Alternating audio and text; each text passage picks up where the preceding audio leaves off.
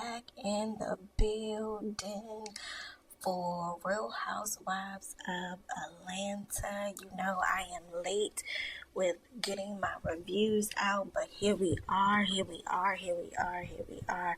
I'm super excited to talk about this because one thing I'm gonna let you know is this season, I actually like last season too, minus a few things with Brit and Kenya was unfortunate, but for the most part, I like last season too. I think last season was entertaining.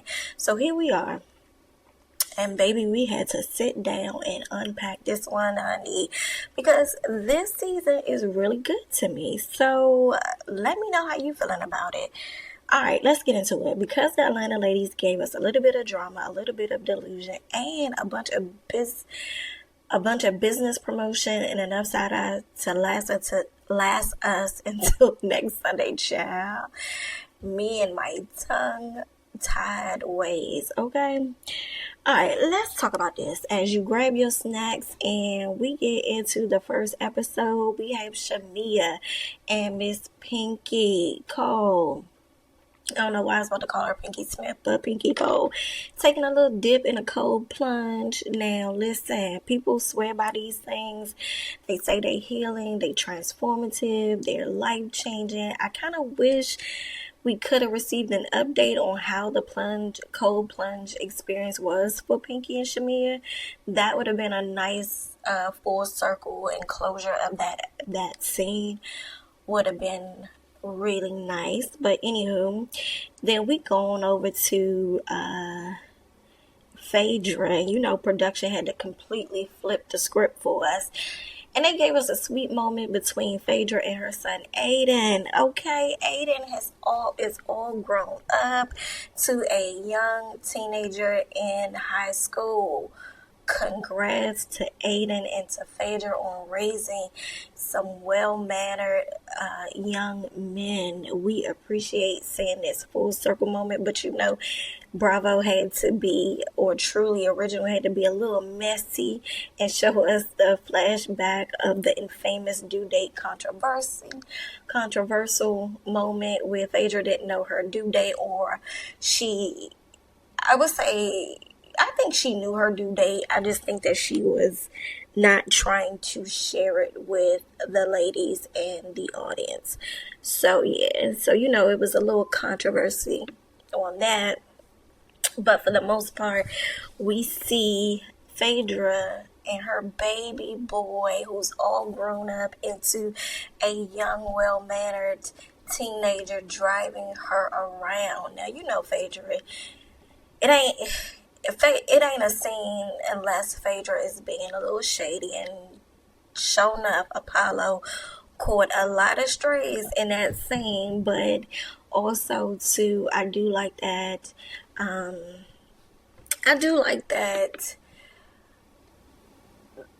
they showed us a heart-tugging moment where we see Aiden as a baby in the backseat of the car, letting Phaedra know that he will always be her baby, and she's shedding tears and try to wipe them off as she dropped him off to school. And then we flash back to the present day and we see Aiden driving Phaedra around. So I felt like that was a cute full circle moment.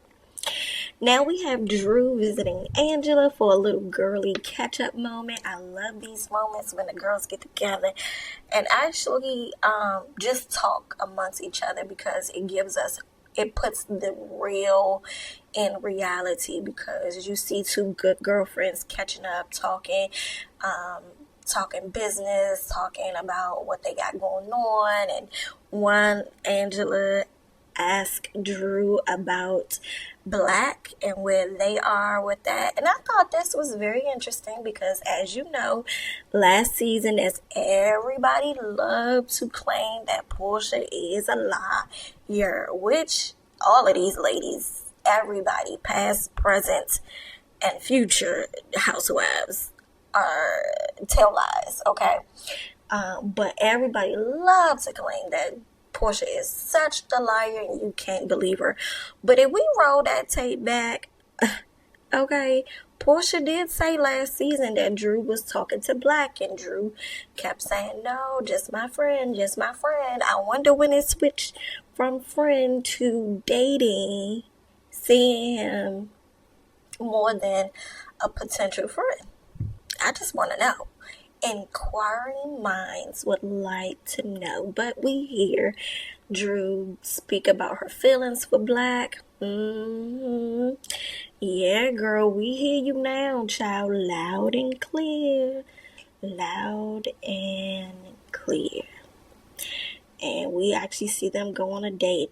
I'm trying to remember. Yeah, I don't want to get too far because I don't know if that's this episode or the next episode. But here we are.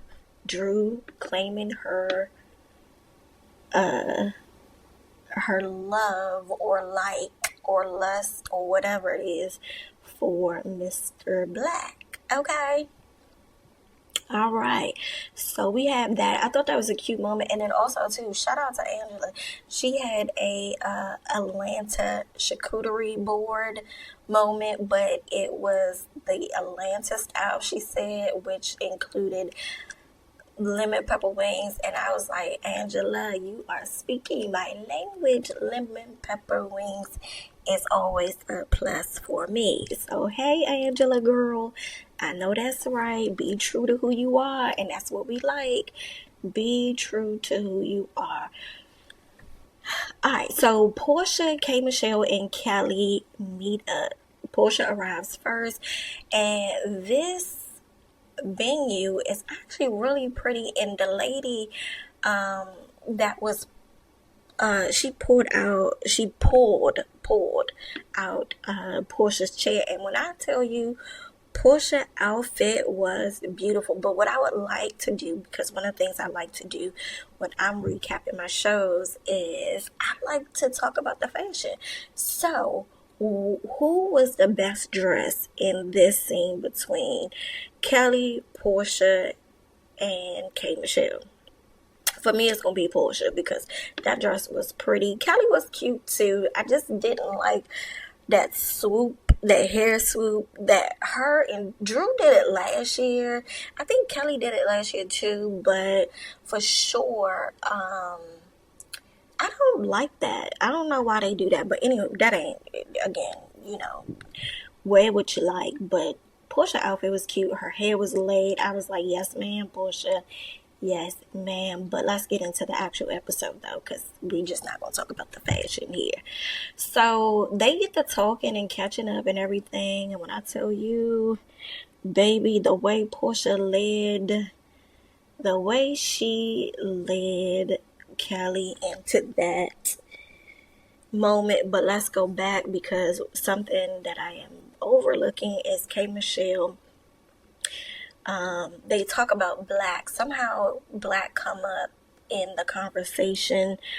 I don't remember who mentioned him first, but I do recall Porsha saying, hey, he was in the phone for like 3 hours, and which I believe led to K.Michelle revealing that Black be in her DMs. I was like, okay, girl, he in your DMs. All right, honey. So she letting everybody know. But so Porsha and Kelli realize that they have a lot in common, and then they like, let's just be friends or whatever the case may be. And girl, Porsha revealed that Kelli was allegedly bumping and grinding with a married man. I was like, okay, Porsha.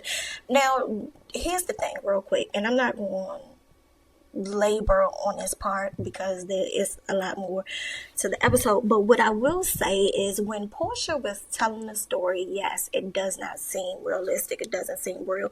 It seemed like it was made up. However, what made me have a inkling of believing it, or what made me feel like I what made me believe the story, not necessarily, well, let me not say the story. So how do I want to say this?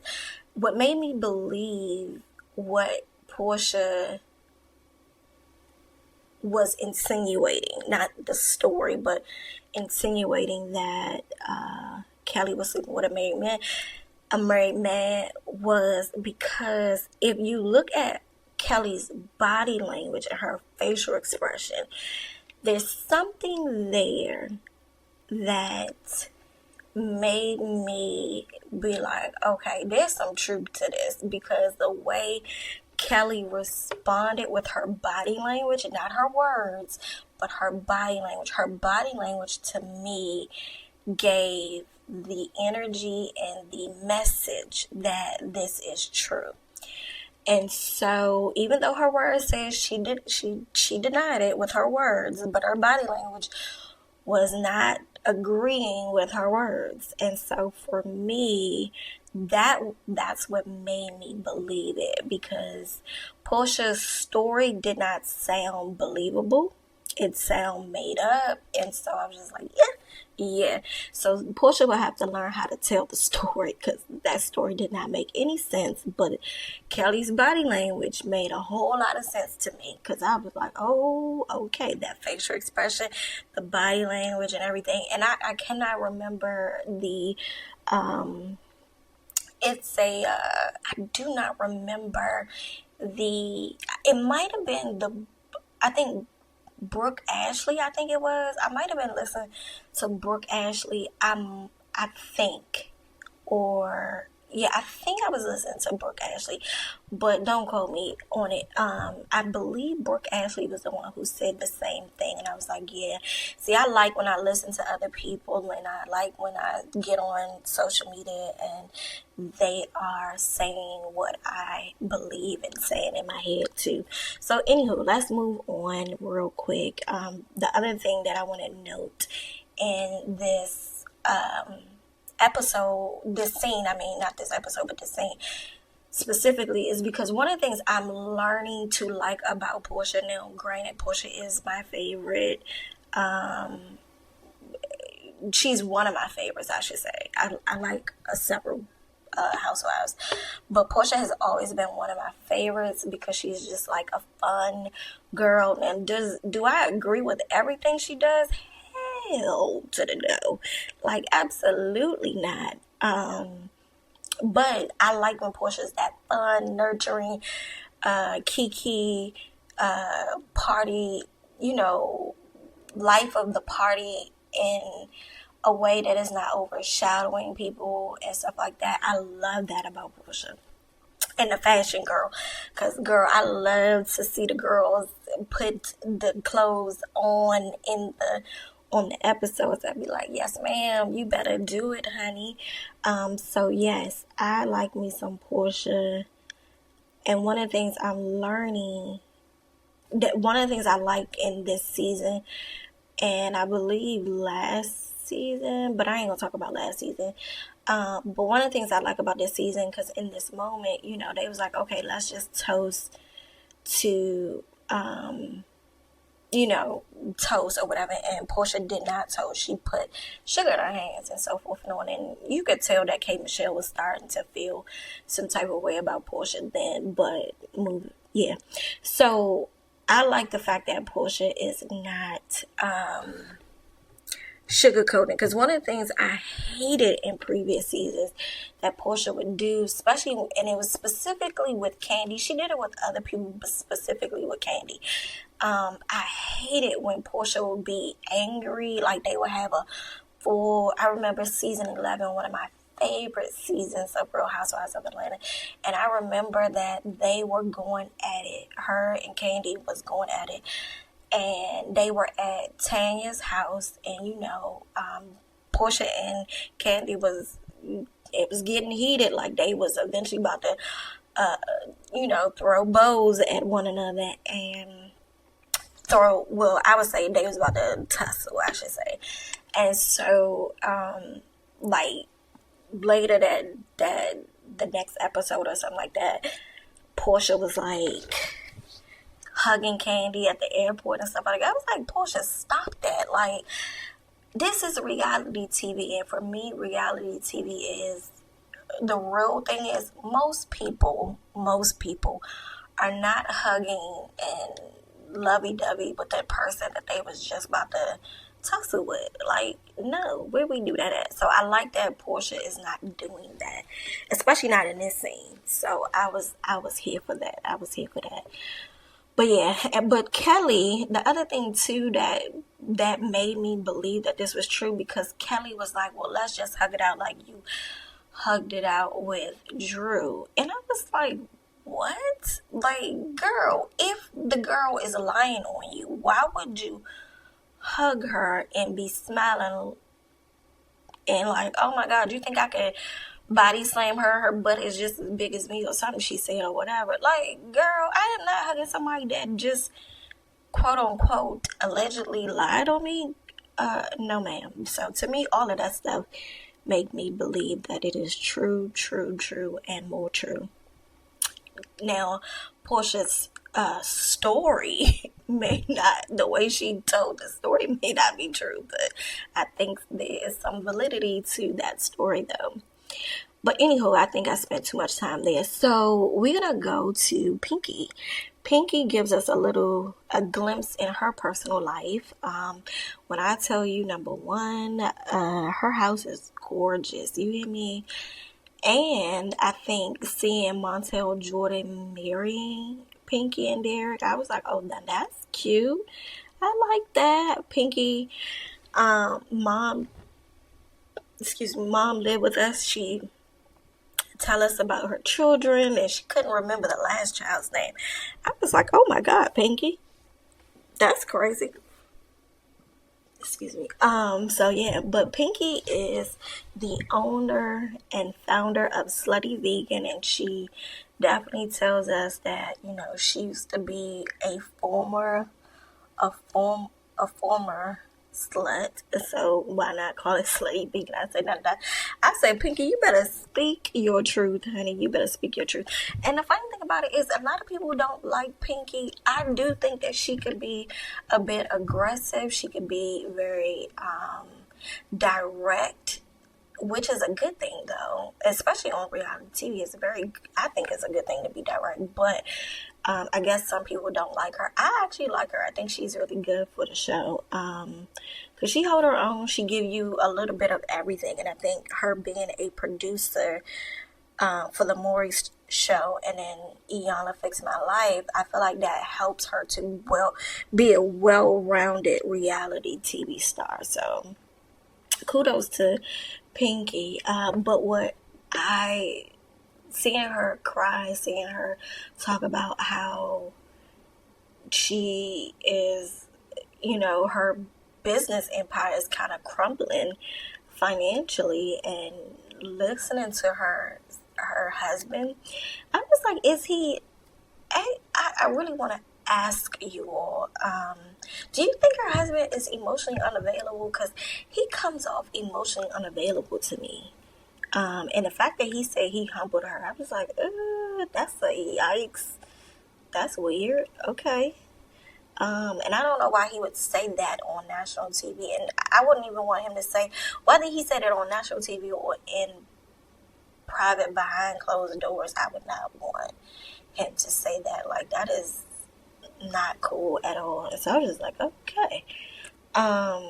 But seeing that Pinky was emotional, talking about how she felt lonely, because it is possible to be married to somebody and feel lonely. But my question then becomes, is it twofold though with why she feel lonely? Because as you would see, she doesn't seem to openly share with him what's going on with her. And so I feel like it's going to be harder for him to be there for her if she doesn't allow him in. So if she don't drop the guards and let her husband in on what she's going through, then yes, she's going to feel lonely. She's going to feel like she's not supported and all of that, even though he's next to her and, he's in the house with her or laying next to her in a bed or whatever the case may be. So to me, Pinky does come off as hyper independent. I think she suffered with hyper independence. And so, and then also too, I wonder, because I said it's twofold. So I wonder, is it a trauma from her past, her childhood, and or is it a trauma from her marriage? Because when he said he humbled her, part of me feel like maybe he has done something, Derek has done something or some things that has closed Pinky off. Not to the point where she would necessarily, well, she does talk about divorcing him, but anywho, that they thought about divorcing him. But I wonder if he did something that caused her to be closed off and to try to handle herself. Because sometimes people don't realize that they are emotionally and verbally abuse, and so it can close people off, even if they don't completely walk away from you, but it can close people off. So yeah. Okay, so we have K.Michelle and Dr. Caston. Now, I watched them on Marriage Boot Camp, and to me, they are very interesting to me. I definitely do not. I agree with a lot of people on social media when they say that they don't seem like they're in a lovey-dovey relationship, even though that they've been dating on and off for years, decades, or whatever. They don't. They just seem like they more like good friends and so forth and on. But anywho, let's talk about the episode, because clearly I am going off. I wanted to keep this under 20 minutes, and I'm already at 22 minutes. Alright, so the conversation quickly become a lot for me. Let's just say K.Michelle shared way more information than anybody in the audience needed or requested. I'm not going to lie, their relationship definitely confused me for sure. They clearly care about each other, but sometimes it just give off just best friend energy instead of a romantic partner energy, which is what I was saying earlier. I do think that seeing them get the house and child, he didn't seem a bit interested at all. I wonder if he's just being paid. I wonder if they really married. I'm not about to search it and see, because I don't care that much. But I do wonder if they are married, and is it just for the show? Because I don't know, it just seemed off. But shout out to her for them getting the house. All right, so the ladies, and that is Shamea, Kelli, and Angela. They gathered at this boutique. It was really a really cute boutique. Kelli opened up about her ex-husband because Shamea shows up, and I was like, Shamea, what the heck do you have on? And make sure y'all comment below and tell me who was best dressed in this scene between Kelli, Shamea, and Angela. For me, it's Angela. But I don't like that purse that Angela has. I was like, Angela, like, girl, the accessory. Ma'am, you need another purse, because that purse do not go with that outfit. And yes, it's black, but it does not go with that outfit. I was just like, no, you need another purse, girl. Anywho, back to the episode. So Kelli and Shamea are talking, and Kelli reveals that her ex was having a conversation with Tasha K. So, she's talking about that, and she's emotional about that, and so forth and on. So I was just like, okay, Kelli, I get why you're emotional and so forth and on, but I do think that he should tell his side of the story, because to me, there is his side, her side, and then there's the truth. There's the truth down the middle. So I guess he deserves to share his side, but do I think that I don't think that neither one of them should bash each other. But unfortunately, when you are bitter exes, I guess that's the inevitable, I guess. So, I don't know. But then, Kelli talks about her financial struggle.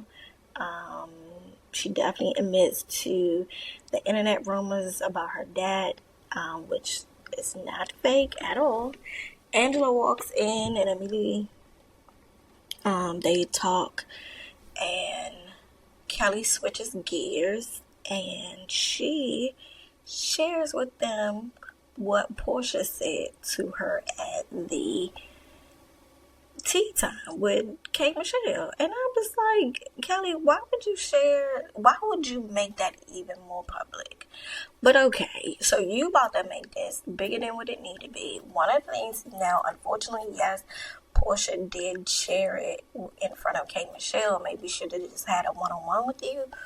But you, my dear, have brought it back to the whole group. And so therefore, do not say anything about Porsha, because Porsha did say it to you and to the millions of people that watch, but she did not share with the group that we know of, okay? So I don't want to hear nothing about that. So Porsha looking crazy. Angela looking crazy and shading Porsha in the confession, another confessional gangster.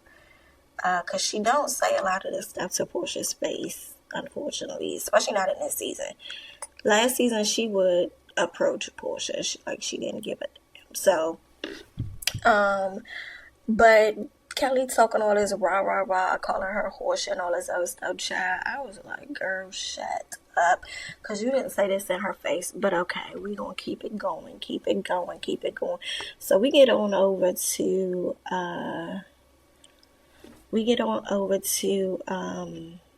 Drew's movie premiere. And I was like, okay, fashions, Angela, dress is cute. Please tell me in the comment below who was dressed the best, who was dressed the best in this scene at Drew's movie premiere. You had Drew, Sidora, you had Angela, you had Phaedra, and you had Porsha here at the premiere. So, Angela shows up first. Phaedra comes in a little bit after we see Angela. And so they speak to each other, but Angela actually goes over to talk to Phaedra, and she confronts her and asks her, hey, did you have anything to do with the guy that was at Kelli's event last season, where he was, talking about Charles having extramarital situations outside of her, and Phaedra told her no. And I was looking at Phaedra's outfit, I was like, girl, how did you go from Southern Belle to City Girls? Because this outfit is not cute to me, and I'm like, Phaedra, usually, like when Phaedra was dressing her tail off on Married to Medicine, I'm like, what do you have on right here, girl?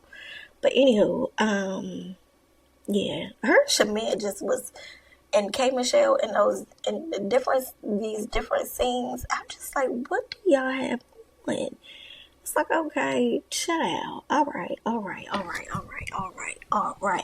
So, anywho, Phaedra said no and all this other stuff. So, we have Porsha show up. Porsha showed up in this cute dress, but she had on flip-flops. I was like, Porsha was like, she was running errands in an overdressed maxi dress, child. I was just like, girl, you look like you going to a premiere kind of sort of with the dress on, or like a date night, but the flat shoes is giving me realness, but also hilarious, because like, girl, what? But it was cute. And then Porsha introduced us to Sway. We see her friend Sway. I said, but okay, Porsha, okay, girl. So everybody looking, and sofa flooring, and Drew come over and all of that. So they all having a conversation. I said, okay, Drew, you letting it be known this season, huh? Because, child, what, 2 seasons ago, you kind of denied a little bit. Again, Ty and Black were just her friends, but she is, yeah, because she had made mention that how Porsha living the life that she wants to live. I said, Porsha caught that in that, Porsha caught it, and she was kind of digging a little bit in her confessions. I was like, okay, girl. Phaedra and Angela's confessional, clock it. It was beautiful. Well, not clock it, but their confessional was really beautiful. But anywho, I'm gonna hurry this up because again, we is going over time, child. But anywho, so we had them talking, and I think Porsha went to go get drinks or something with Sway, or she walked away. Anywho, and so we have Angela and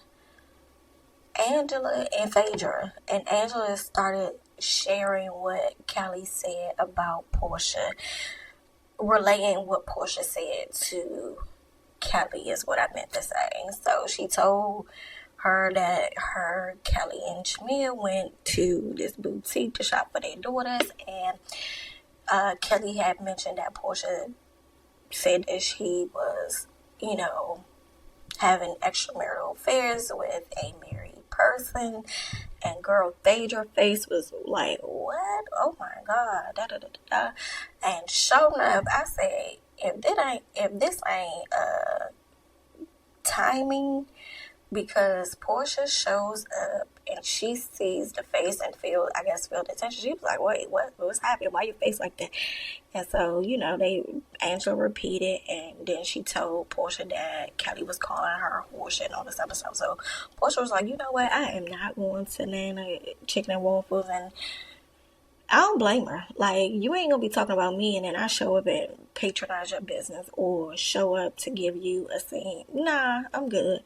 So again, I am appreciating Porsha for doing this, and if it was the roles were reversed and it was Porsha talking crazy behind Kelli's back and she was having a grand opening or a event for Go Naked Hair or Pampered by Porsha and Kelli didn't show up, I will be here for it too. Even though I like Porsha better. Again, it ain't no biases. Like, what's right is right, what's wrong is wrong. I don't care who do it. And what's right is right and what's wrong is wrong. So we go over to Kelli's grand opening. Please tell me in the chat who was the best dressed. We got Shamea, Kelli, Angela, Cynthia, Drew, Pinky, and I feel like I'm missing somebody. Who I say? Angela, Drew, Pinky, Phaedra. That's who I was missing, Phaedra.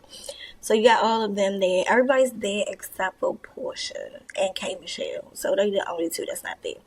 K.Michelle is actually singing at the Country Music Awards, so that's why she's not there. Porsha sends flowers for Kelli, which I was like, that's a good gesture, but, for me, at my house, child, we wouldn't have said nothing, but, hey, that's good looking out, Porsha. Good looking out. But Kelli acted a complete fool. She arrived. Now, she looked cute. I ain't gonna hold you. Kelli outfit was cute. I would give Kelli the best dress with a tie between her and Angela, because Angela's dress was cute too. But I like Kelli's just a little bit more. Even though I don't like her as a personality on this show, but understand that parts of her is needed. Some parts of her is needed, but I would say that I liked Kelli's outfit. Like, again, we not gonna be biased. Her outfit was cute, and Angela's was like runner up. Again, I don't know what the heck Phaedra had on. I was like, what? Phaedra, you dress your butt off. Put on the same clothes you had on, or similar clothes that you had on when you were at Married to Medicine, because you was dressing your tail off, girl. Yeah, sorry. I like fashion, so I be not so happy when I don't see certain people that I know dress their tail off, don't dress their tail off. But okay. So, Kelly do her little thing. But then she announced to the whole group what Porsha said. Girl, why would you spill that to the whole group? Now, I guess you were calling yourself trying to, make them mad at Porsha. I don't know. But, girl, that didn't quite work. But okay. And yeah, like Porsha said, you want to spill your own tea? Okay, go right here, girl, because to me, that's stupid. But, I guess it is a reality TV, so I guess you're supposed to do that. I don't know, child. I wouldn't have did it. But here we are. But then, Kelly acted a complete fool, called Porsha broken, told her she could shove, like, the flowers, something stupid. I was just like, Kelly, bye. Go away. What Phaedra say to Apollo? Go away from us with this, okay? Because, girl, you are just, this was getting on my nerves. I was just like, just team too much for no reason. But okay. Again. But here's the other thing, the other side to that. Her acting the way she was acting towards Porsha, to me, it gave off guilty. Just to me. I could be wrong. Because, all of these girls tell lies. So, I could be wrong. I don't think nobody on here is that trustworthy. Some more than others, but I think all of them lie and bend the truth and all that other stuff. So, there you have it. But I was here for Porsha skipping the event. Yeah, and I thought that what Kelly said to Porsha was unnecessary, and it just didn't land quite for me, because it was like, what is the anger for? Because you didn't have the anger when you were face to face with her. You was busy hugging her. Yeah. So, then I think towards the end of so the next thing that happened was we had Drew and Shamea. Shamea was like talking to Drew, like, being passive aggressive, in my opinion, with like, oh, I would have liked to come to your, basically she wanted to come to Drew's premiere, and she was passive aggressively talking about, her not being in, and she will go see her movie, blah, blah, blah. Drew made a good point with saying, we were in a good place. And to me, I like this. I like reality TV to reflect reality, like what really happens. Like, for real, we will not invite people that we have issues with. And Shamea had an issue with Drew last season. And guess what? They were shading each other down to the floor in the first episode. So, no, I would not invite you to my premiere. That makes sense to me. So, yeah, I was like, okay, I'm here for this. I'm here for them. I don't care if it's Shamea having an event, or K.Michelle having an event, or Kelly having an event, and they don't like Porsha or Drew or anybody else, and they don't invite them. Okay, that is fine by me. You hear me? It's fine by me, because it reflects what really happens in real life. And so now, granted, I know that they can't do that when it comes to group scenes and group trips. Then yes, okay, I get it. You can't do that. And I'm okay with that. But personal events, I do think that they should not have to invite people or put people out. Hello? What's her name used to do it all the time? Kenya used to do it all the time. But I would say that Yeah, so Drew was like, look, I'm not about to sugarcoat this, girl. We was in an awkward place, so therefore I didn't think to invite you. And on top of that, girl, you apologize because Shamea says, well, I apologize. Girl, your apology was performative. It was disingenuous, in my opinion, from an outside person looking in. Like, it was very performative. It didn't feel genuine in my book, and apparently it didn't feel genuine to them either, or other viewers who watched the show and saw your apology. And then on top of that, like Drew said, then even though you apologized, but you told Drew that you can go further. And trust me, they showed a clip. So it was like, girl, that's right, Drew.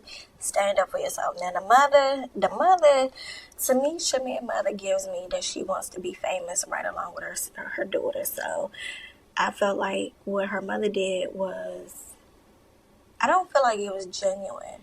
I don't.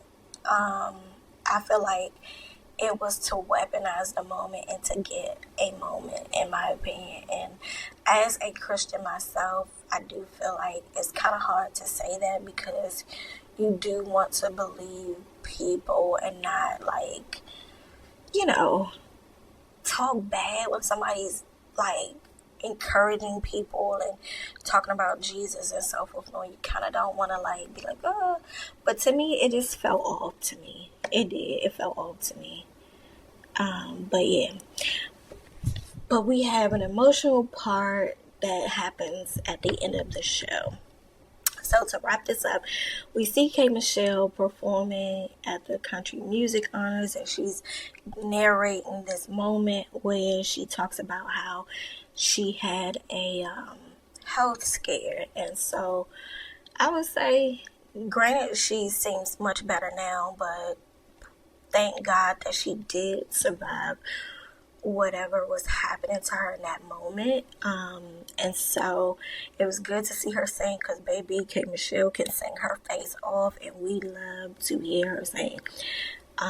Well, most of us love to hear her sing anyway, even though she may get on my nerves, and she's definitely not one of my favorites, but I was definitely looking forward to seeing her on the show and how to see if she grew and all this other stuff, but we'll talk about that sooner than later. But I will say that that was a scary moment, but what I think the silver lining in it is I like that she was able to share it with the world and maybe possibly encourage someone to just rethink some of these surgeries, some of these enhancements, because they may not be good for your body. And even though they may be fine in the moment, but there could be adverse effects later down the line that just seem like it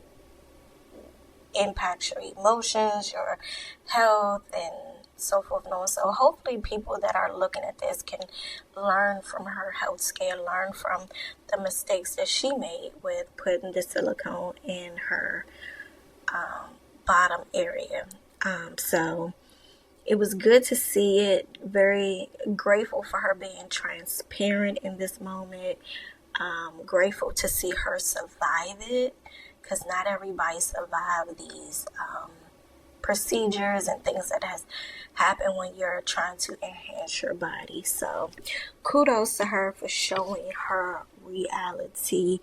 I was here for this moment, but also heartbroken to see how it has impacted her. So before we get out of here, I just want you to make sure you comment below who were your favorite fashionista in each scene.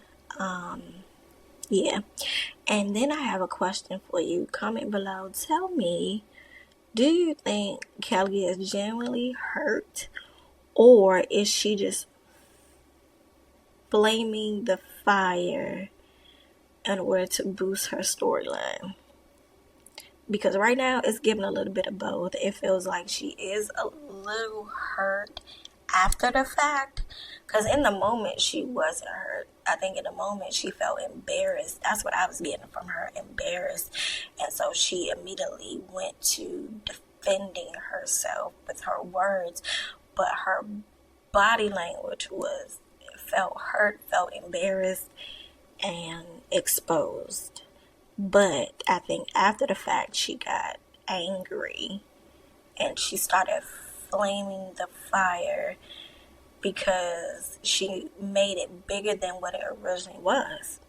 Because my question is, would it have been a bigger story had it just stayed at the table with K.Michelle, Kelli, and Porsha? Now, granted, I mean with the ladies, because not with the audience, because of course we would have talked about it, because yes, we would have talked about it. But I think with the ladies, because now, listen here, Kelli was the one who told everybody else outside of Phaedra, because Angela told Phaedra, but everybody else at the table, Pinky, she told Angela, she told Shamea, she told Drew, she told Cynthia, like she told all of them. Porsha didn't tell them that we know of, because again, this is a show, an edited show, so we did not see that. But all right, my lovely people, now I want to hear from you. Drop a comment below and tell me who was your MVP of this episode. Do you think there's some truth to the messy tea Porsha spilled about Kelli, as we just spoke about? Let's talk about it in the comments. And don't forget to like and subscribe. And see you in the next episode, honey. Let's talk.